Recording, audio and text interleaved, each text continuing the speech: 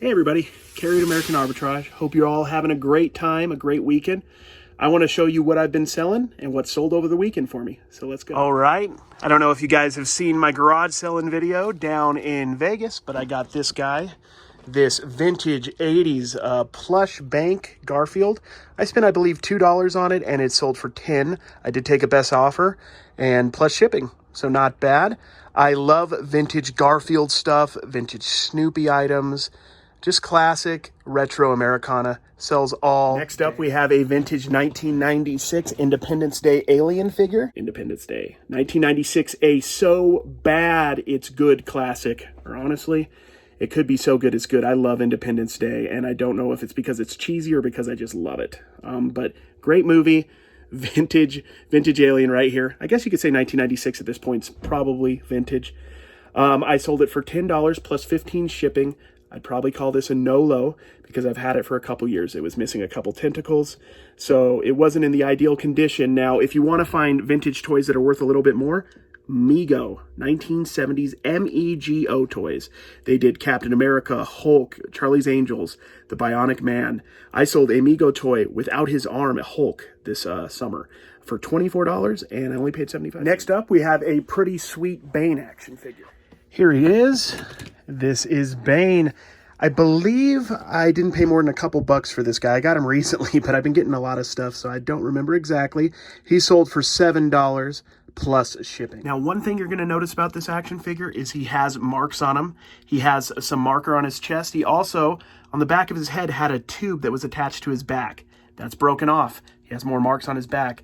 For the most part, in general, if you get toys cheap enough, don't worry if they have marks. They will still sell as long as it's a decent selling toy. All you have to do is look on your eBay sold comps, make sure it's selling fairly briskly and often, and you know, if it has a few marks, that's not going to be a major deterrent. You might want to go down $1 or $2. You might not, but you can still sell this stuff even if it's marked up. Next up, we have a stadium giveaway. Stadium giveaways are amazing. This is from the Salt Lake Bees are the AAA affiliates of the Los Angeles Angels. This is the 2017 team set. It looks like just a pack of cards, which it is, but it's the whole set that's within here, 38 cards. It's pretty neat because it has all the rookies before they hit, you know, the Los Angeles Angels, and they're not available nationwide. You can only get them at the stadium. You want to look out for these because oftentimes they'll have rookies that are going to end up being big players in the majors. Stadium giveaways in general at minor league parks are great. A couple years ago, I went to the Ogden Raptors games here in Ogden, Utah, just a city or two up, and they are the rookie league affiliate of the Dodgers. This was the year, a couple years ago, when they won 100+ games. They were giving out these miniature bobbleheads, you know, not that great looking, not really well made, but they were selling for a ton because they only made 500. You could only get them in Ogden that night. Cody Bellinger, Corey Seager, and I was selling them at the stadium, taking pictures of them with the field in the background. I sold some for 70, 80 bucks, all the way down to 30. I was paying $5 for the tickets. We'd get several tickets, come in, buy more, and we were making some good money.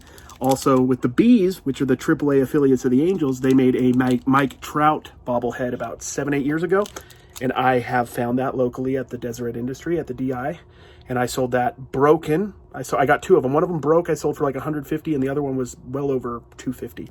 So look for minor league baseball stuff. Figures, collectibles, cards, they could be worth some money. Next up is a lot of cards that sold. This is a perfect example of striking the iron while it's hot. I've sold 2 lots of this player this week.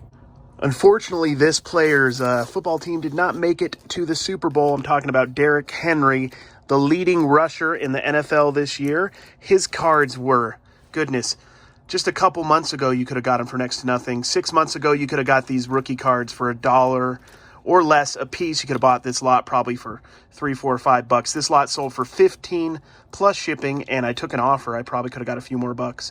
If they had made the Super Bowl, he would have supercharged and went even higher. The best player on a Super Bowl team is always going to do well. Look up Patrick Mahomes. About a year and a half ago, you could have got Patrick Mahomes, or maybe 2 years ago, you could have got his cards for similar prices, and now his cards are just amazingly high. So if you're into sports and you know a player on your local team or just a team in general is playing well and you like collecting, go to a card shop, pick up a couple of their cards and save them. See if they go up. It's called, investment, and it's fun. Next up is a great piece from the 80s, collectible. They call this an attachable vintage 1980s Care Bear little keychain guy, a good luck bear. I just realized this may have sold because of St. Patrick's Day coming up. I have some St. Patrick's Day items that I have for sale and a few I need to put for sale. So if you have any of those, remember to put them up. This just reminded me to put a few more up. But this is cool vintage 80s goodness. Next up, I got a cool vintage starting line. This guy sold today. Do you remember him? Icky Woods, the Icky Shuffle from the 1980s. He's not an easy one to find. I had him at $19 plus shipping. I sold him for $10. I took an offer for $10 plus shipping. I got this when I was on my trip, one of the last couple times I went down south. It was actually my first YouTube video when I said I got that sports collection, the sports card collection. I got this starting lineup figure in there. So he sold for $10 plus shipping. Icky Woods, a classic football player right there. He has his headband and everything. Sweet. I love it. Next up, we got this John Grissom book lot right here. It sold for $28 plus shipping. This was another lot from the consignment guys. So I'm 50-50 on this. So I made half the profit. No investment other than my time, which was basically getting it out of the house, getting it over here, the estate that they bought out, and now packaging it up to ship it out. Book lots do great. Look for similar, actually just look for the same author. That's the easiest way to do it. Just get as many John Grissom books, as many Stephen King's. Check for first editions. You know, first editions can sell for quite a bit. I had to go look in my toy boxes for the last couple lots. I've been moving toys back and forth, trying to find some of the older stuff I had in my old storage unit. So these kind of got a little bit misplaced, but I found them. Let's check it out. This is from the Green Lantern movie. You know, not the best movie in the world, but this is Kilowog. His name is Kilowog. He's one of the characters, and this sold for $2 plus shipping. I've had it up for a long time and finally just took an offer that I could basically make $1.50 on and move on. Vintage Burger King Kids Club. I don't know if you guys remember the Burger King's Kids Club, but it was pretty epic. I've been following an eBay seller who's been doing just really well. He sits on the items a little longer than I do, but he's been doing really well. Just basically making, you know, McDonald's and Burger King kids toy lots. And they eventually sell if they're just lotted up correctly in the right genre with the right characters and with the pictures looking, you know, on point. So I put these up for $5. I was a little surprised. I got it $5 plus shipping. And I got a ton of this stuff. So if I can sell more of that, that would be awesome. I can't state this enough. If you have a genre that you're into on eBay, whether it's electronics or clothes, or if it's even more niche, like you want to learn more about vintage, you know, barber equipment, shaving stuff, whatever it is, look it up on eBay, find someone who's selling some of it. You know, find some items that look really interesting, go on the listing, go into the seller, look at their sold listings and see what they're doing, what's working for them, what's not working for them. I found a lot of great toy sellers who do lots and stuff that I enjoy doing with toys. And I just study what they're doing, what's selling, what's not selling.